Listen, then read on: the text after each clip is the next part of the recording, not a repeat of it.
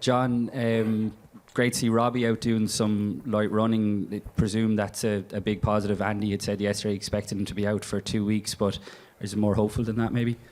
He's good. As you saw, he's out running, so he'll be assessed as we go along, and we'll see after the weekend how he pitches up next week. Tadhg, the last time you were here was such a memorable night. How much are you looking forward to playing in that atmosphere again tomorrow night? Massively. And from what I've heard, we're being told that there's going to even be even more Irish fans over at this one. So, that gives us a massive boost. Running out with that noise against South Africa was incredible, and it gives you an extra lift for sure. So, I'm very excited about it. Hi, John. Has Andrew picked up an injury, or is it just any particular reason why Tadhg has come out? No offence, Tadhg. I'd prefer Andrew to be here, to be honest. Bit of backup, but no, he was delayed, and he didn't want to come. He's filling in. So no, he's all good. Good to go. He'll be dealt with later. Is everyone else good to go? Aside from Robbie, obviously. Yeah. Look, it's been a good week again.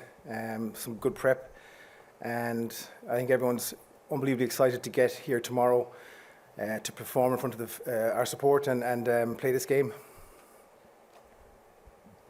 Okay, question here at the front. Yeah. I might just do a question for both James and Tadhg, if that's okay. It's a big weekend for Peter O'Mahony, making his 100 cap, so massive for him and his family. James, could you tell me a little bit about your first impressions when you first met Pete? I could, but we would have to turn the TV cameras off. No, he's a man who wears his heart on his sleeve, and he deserves all the praise that he's got this week. To play 100 caps for your country is obviously a huge achievement, in the way he's gone about his work is second to none.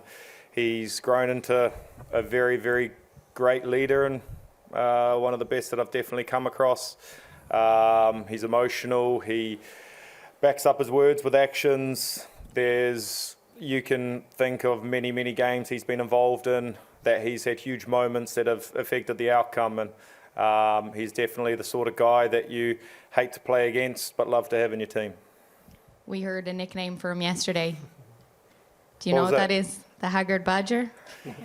It's very fitting, if you ask me, because like I said, the first time I met him, I thought he was more of a haggard badger than what I think of him now. But he's a grumpy old man in his age, but like I said, he's someone you want on your team. And Tadhg, for you? Yeah, just incredibly impressed by him. My first experiences of him were obviously in Munster, and going over there, I'd only really seen him in an Irish jersey and what he'd done for Munster as well. But to see how he led the squad in Munster, and the training, the effort he put through in training, he, as Lowe said, he wears his heart on his sleeve, and he's an incredible leader. An even better bloke, he's one of the most social guys around the place, despite what people might think of him. He's always one of the last in the team room, having a cup of tea with the lads and just chatting away. So he's hugely liked within this group, and it speaks volumes of the man he is. And I'm very excited, and I'm delighted I get to share the pitch on such a momentous occasion for him. James. Question towards the front here. Hi, can I ask all of you, there's been an infestation of bed bugs in hotels in Paris. Have you been asked to take any precautions to check your bed before you get in them, or has that been done for you? No. A few lads fumigate their beds naturally, so there's been no issues. You've had nothing. Some of the front five. It's not a problem for you. Yeah, Mac I think was the cause of the problem. Yeah. Shock. Guys, I suppose the performance against South Africa, lots of people spoke, this is to James firstly, lots of people spoke about the nature of that performance against South Africa, and it was right up there with one of the all-time great pool games in World Cup rugby. How do you kind of step it up from that? Where do you go from that is probably my question, and how difficult is that to do? I think we've all we're doing is trying to prove to ourselves that we can back up performance on performance, and you know, a lot was said about how good a test match it was, but I think both teams will go away with that thinking, you know, we can definitely be better, and we had the week off, we trained well, and a few days off as well, so we've definitely come into this week bouncing, looking at the ways that we can get better. You can't brush over things, especially when you do win, because otherwise it's going to, you know, the mistakes that we and the pressure that we put on ourselves are going to come back to bite us in the butt one way or another. So you take as many learnings as you can from a win as you do a defeat, and hopefully we're going to be better for it tomorrow night. A quick question for Tadhg. Johnny described this as a last 16. Has there been a different buzz to it as a result? I suppose we've just spoken about the importance of the game, and we essentially are into knockout rugby now, aren't we? And much the same, I suppose, against South Africa, we had the same kind of mindset, but you know, I think there's a feeling around the group that this is it now for us. We need to continue to step it up week on week. That's what we're chasing. We're chasing better performances every week, and that's what we're going to have to do if we want to continue on in this competition, and it starts on Saturday. So certainly there is a feel of a finals week for sure. Okay, questions from Sky? John, jokes aside, the bug issue is quite a serious one around Paris. Just to clarify, you're not taking any precautions as a team, no? Not that I'm aware of. No, not at all. Haven't come across one really. And we've been so lucky with where we've stayed and how we've been looked after while here in France. And yeah, I haven't heard of any issues as so far. And James, the atmosphere against South Africa, you seem to be like a player who thrives on the atmosphere, who plays on your emotions. Can you just give us an idea of what those fans can do for you guys again this weekend? Man, no one travels like the Irish, and that's like, man, I'd say that's fact. Like when we played in Bordeaux and Nantes, and then to come to this incredible arena last week, it was something that you can't really describe or put into words. You know, the anthem ringing, Fields of Athenry, Zombie at the end, and man, it's crazy. Like it's amazing, honestly. People are saying 60,000 Irish are travelling over this weekend, and I'll tell you what, their presence is definitely felt, and it's something that we're so happy to be on the receiving end of so many positive and influential Irish supporters. Okay, Rugby News Service here. James, first thing, has your wife come round to your moustache yet? And B, can I also ask you how important it is psychologically in a game like this, where although Scotland have pushed you pretty close on a few occasions, you guys have obviously won the last 8. How important is that when it comes to crunch moments in matches? My wife hates my moustache, so part of the reason why I have it. But look, Scotland are an amazing team who have definitely pushed us. I know we've probably had the better end of the stick from definitely in the last few encounters, but a team that play with a lot of passion and width and physicality. You know, it's you respect them because you know you really don't want to lose.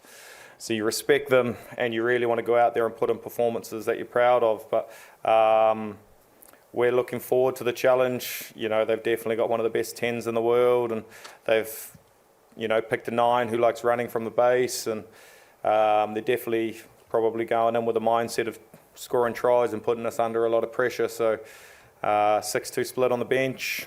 They've got a lot of forwards, probably, you know, impact players that are able to also change a match, so we need to match them there. But no, look, we're looking forward to the occasion and putting in another performance we're proud of. James, just want to develop that then over here about your opponents directly tomorrow in the 2 wingers, 2 exceptional talents and 2 contrasting talents. Just try and put into words how you see those talents and what difficulties they will pose for you tomorrow? Yes, obviously Darcy Graham's an exceptional player, and fortunately I haven't actually had to man mark him. I've never played opposite him in an international, as far as I'm trying to think back now, but very, very good feet. He's similar to the two South African boys we played last week.